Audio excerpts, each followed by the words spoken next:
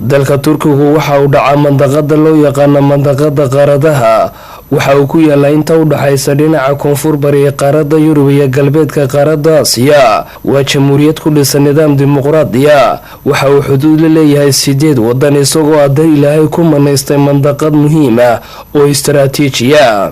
boqolkiiba 85 dadka dalkani waxa ay ku hadlaan luqadda Turkiga. boqolkiiba 75 waa muslim waxaana uu xubin ka yahay ururka dalalka islaamka, golaha reer Yurub, gaashaanbuurta NATO iyo dalalka dhaqaalaha horumaray ee loo yaqaan G20, laakiin kuma jiro midowga Yurub.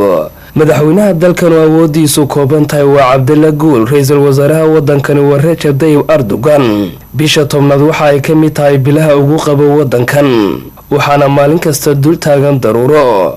waxaa ka dhex shaqeeya basas iyo tagaasi kuwaasoo u kala baxa magaalada Istanbul oo ah magaalooyinka ugu qadiimisan uguna faca weyn wadanka Turkiga ayaa lagu qiyaasaa dadka ku nool ilaa 16 milyan oo qof waxaanay kulmaysaa labada qaaradood ee Yurub iyo Aasiya. magaaladan Istanbul waxay caan ku tahay ganacsiga iyo horumarka adduunka waana magaalo taariikhi ah oo caalamkan guudkiisa aynu ku noolahay looga arrimin jiray 400 sano ka hor gaar ahaan markii ay jirtay saldanadii Cuthmaaniyiinta waxaanay si gaar ah taariikh ugu leedahay guud ahaan diinta islaamka. telefishanka qaranka Soomaaliland ayaa daawadayaashiisa u soo indhindeeyay xaaladda magaaladan. waxaa ku yaala meelo badan oo taariikhi ah waa magaalo markaa soo gasha indhaha ugu qabanayaan aataar aad u fac weyn iyo weliba dhismayaal dhaadheer. waxaa looga soo dalxiis taga dhammaanba qaaradaha adduunka kaasoo ay ku yaalaan meelo aragtida u wacan. guryaha intooda badan dushoodu waa casaan.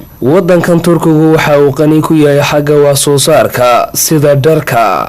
waxa uu isticmaalaa waxyaabo badan oo isagu soo saaro. lacagta dalkani leeyahay waxaa la yiraahdaa liro waana mid awood badan ku leh oo wadankan si fiican uga dhex shaqaysa. dadka u dhashay wadankani waa dad ku hadla luqadda Turkishka waxaana u soo raacda luqadda Carabiga. waana dad jecel dadka ku nool qaaradda Madowga Afrika gaar ahaan dadka islaamka siba dadka Soomaalida. waxaa jira kumanaan arday oo deeqa waxbarasho ka helay wadankan waxay intooda badan wax ku bartaan luqadda Turkishka. waxa ardayda deeqaha waxbarasho heshay ee wax ka barata wadankan la siiya lacaga kala duwan waxaanay qiimo jaban ku raacaan gaadiidka ka dhex shaqeeya magaalooyinka waaweyn ee wadankan.